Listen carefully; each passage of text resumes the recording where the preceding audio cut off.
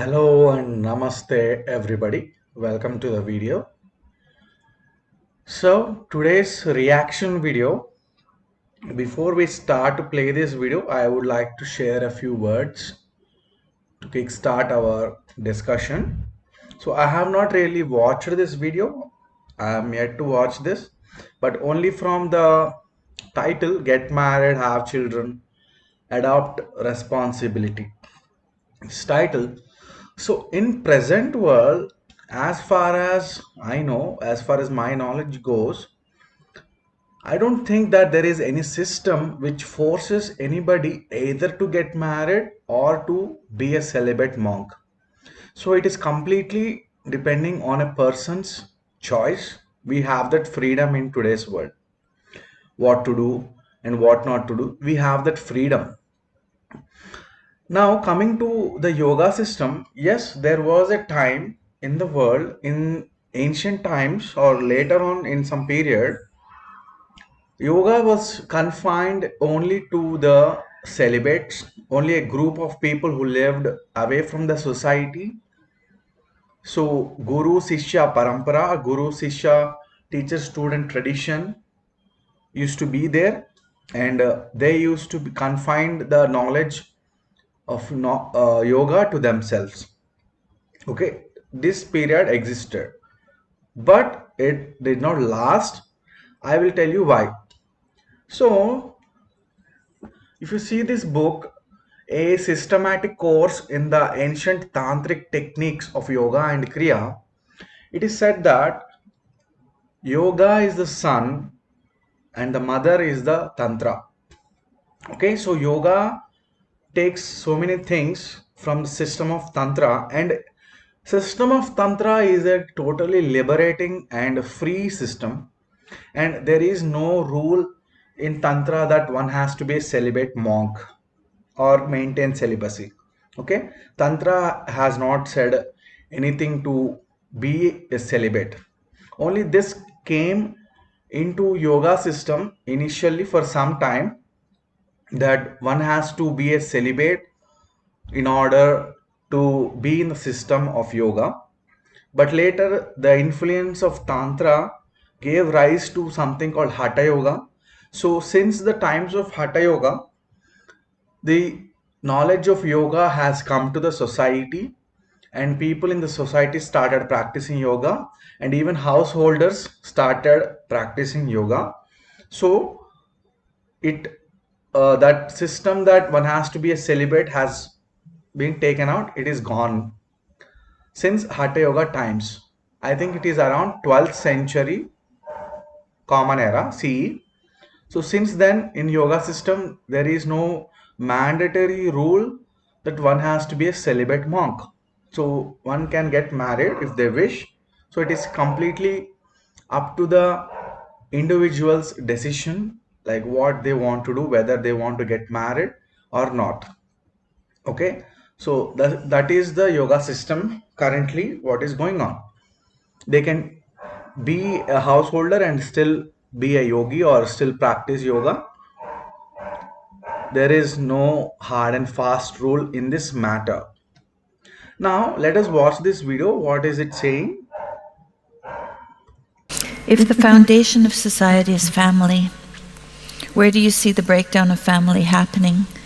And what can we do as individuals to help build society back? I think a big part of the breakdown in the family is our idiot concept of our idiotically one-sided conception of right and freedom.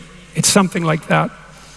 And the reason I say that is because, well, let's say, why would you be disinclined to engage in the process of building a stable family? And one answer might be, well, you're just utterly useless, right? You can barely take care of yourself, much less someone else. But let's leave that aside for a moment, although that might be a contributing problem. That's just sheer inability. Another problem would be, well, it's kind of an immature hedonism in some sense. Why would I want the burden of a family? Why would I want the constraints of a permanent relationship when I can have all the freedom to choose? It's like, Well, first of all, why do you think that a family is a burden? And second, why do you think that all that choice, which I doubt you have anyways, is freedom? Well, like many people say, well, you know, I don't want to limit myself to one partner. It's like, no, you don't want to limit yourself to one partner, but pretty much everyone else wants to limit you to maybe even less than one partner. So it's a deep immaturity and ignorance that's gripped us because we don't understand. Here's something we don't understand. We don't understand.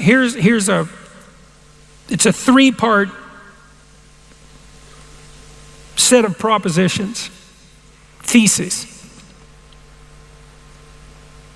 You need a meaning to sustain you in the face of suffering, or you become bitter and nihilistic and malevolent and hopeless. Okay, so far this discussion has nothing to do with what we just discussed in the beginning of the video. It is having totally different angle. Anyway, let us continue and watch it. The meaning that will sustain you through suffering is to be found in the adoption of responsibility.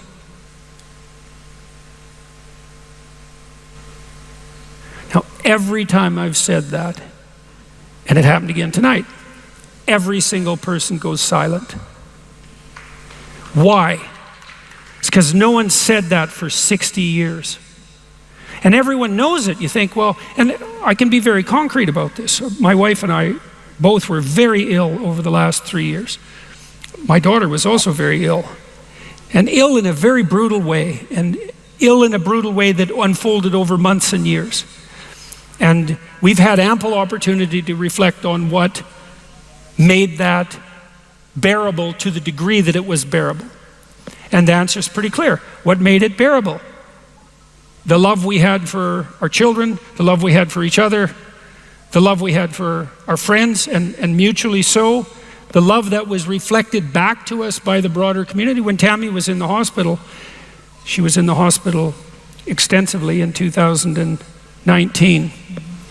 And there were people sending prayers essentially from all over the world. My sister would print them out in the morning and put them on the hospital room. It was no hotel, hospital room. And all of that, and my family, not just my kids, my wife, my friends, my parents, my siblings, all pulled together in a remarkable way. And well, I'll tell you a story, or you can tell the story if you want. Go ahead. You want me to tell the story? Okay. Well, Tammy was. So he talked about the importance of responsibility that gives meaning in life. That he just said that one has to take up the responsibility and find meaning in life, right? So that is profound, indeed, correct. We would agree to that statement. was diagnosed with a very slow-growing form of cancer in 2018. And we were assured that it was nothing to worry about. And then she had surgery for the cancer. And then when we came back a month later, she had some pain in her side near the surgical site. And we were informed within the span of about 10 minutes that she had been misdiagnosed and that the cancer she had was not only fatal, but 100% fatal, extremely rare, 100% fatal within 11 months. And so that was rather shocking, as you might imagine. And so Tammy reacted to that with her customary bravery and grace, and in some sense accepted it. And as she told me, many of her relatives had died in their late 50s, and she had learned to accept that as part of the potential natural course of events. But then she went and told our son. And he wasn't nearly as sanguine about it as she was. And she realized that the significance of her life wasn't precisely to be measured by its significance to her, that it had its own intrinsic significance, and that it was possible that her son saw that even more clearly than she did. And I would say, being an observer of both of them, that part of the reason that that experience made itself manifest is because Cami really loves her son and was a very good mother to him.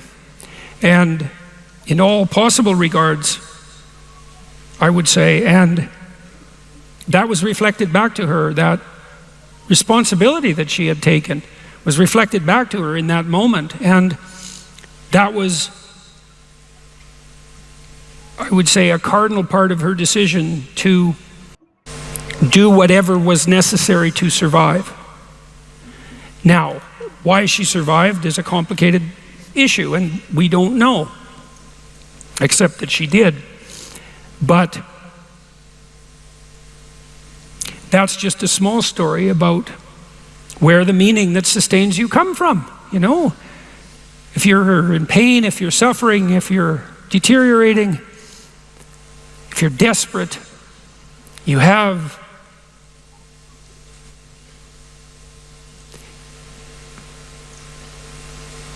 you're fortunate if you have a web of relationships that you've cultivated to buoy you up. That's what you have in a marriage if you make the right sacrifices, and you're fortunate. So I would say, well, why take responsibility? Well, because that's where you find meaning. You find the meaning there that will sustain you through the catastrophe of your life. And the more you bear that responsibility, the more meaning will be there when you need it. And then I would say too, there's an idea that's deeply embedded in our culture, it's an extraordinarily deep idea, that it's incumbent upon all of us to voluntarily bear our crosses as we stumble uphill. And that's a celebration of the heaviest possible responsibility, right? To take on yourself the literal burden of betrayal, death, pain, torment. Well, finding meaning is really very important in life. Like, why are we even here? What is the meaning of life? Right? We may have these questions. And he says that the responsibility gives meaning. So definitely, if we adopt the responsibility, perhaps we will find meaning. That is what he is saying in this video. Tyranny, atrocity, all of that. To take that on voluntarily, to lift it onto your shoulders, and to walk uphill.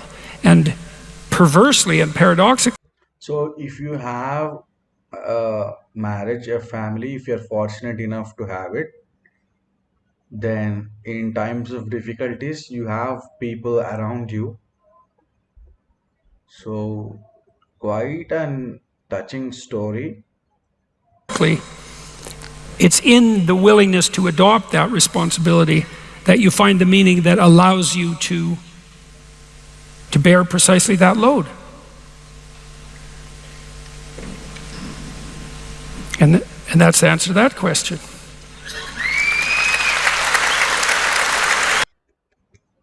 Wow, amazing. Definitely. Nothing much to say. The video is self-explanatory. So he's definitely in support of the householder's lifestyle of having a marriage, children, and being responsible for the family and stuff. Yes, so it is definitely good, but definitely it is still up to the individual's choice. So he's saying that definitely making the choice of a married lifestyle is better because of the responsibility and meaning that one gets. Thank you so much for being with us in this video.